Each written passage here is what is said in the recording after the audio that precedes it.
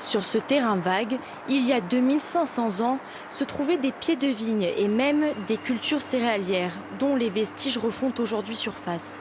À l'époque, il faut imaginer ici des collines et des champs. C'est en tout cas ce qu'ont révélé des fouilles menées au cœur des quartiers nord. C'est l'un des plus anciens vignobles en France, puisqu'en fait, la vigne est arrivée avec les Grecs de Marseille au moment de la fondation vers 600 avant Jésus-Christ, par les Phociens qui viennent d'Asie mineure. Cette découverte n'arrêtera pas le chantier en cours. C'est avec des restes de céramique que ce chercheur continue de retracer le passé du site. À première vue anodin, ces petits fragments montrent l'importance de la cité phocéenne dans le commerce antique.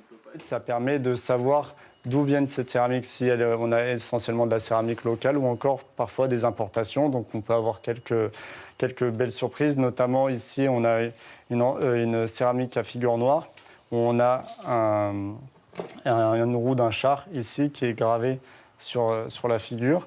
Mais on a aussi également d'autres vases qui montrent que Marseille est évidemment insérée dans des réseaux commerciaux très importants. À la fin des années 90, des restes de vignes avaient également été découverts pendant les travaux de la bibliothèque de l'Alcazar. Mais c'est une première hors centre-ville. Il y a une production de vin marseillais qui est attestée, on a des amphores, donc forcément il y a des lieux de mise en culture de la vigne. Et ça permet de comprendre les interactions qui sont fortes entre la ville, le port, puisque c'est un port avant tout, c'est une zone de commerce, et puis ce territoire et le développement du vin. Avec le temps et les constructions successives, impossible cependant d'identifier le cépage exact des vignes de Casemajou. Une chose est sûre, le vin au temps des Grecs et des Romains avait un goût bien différent.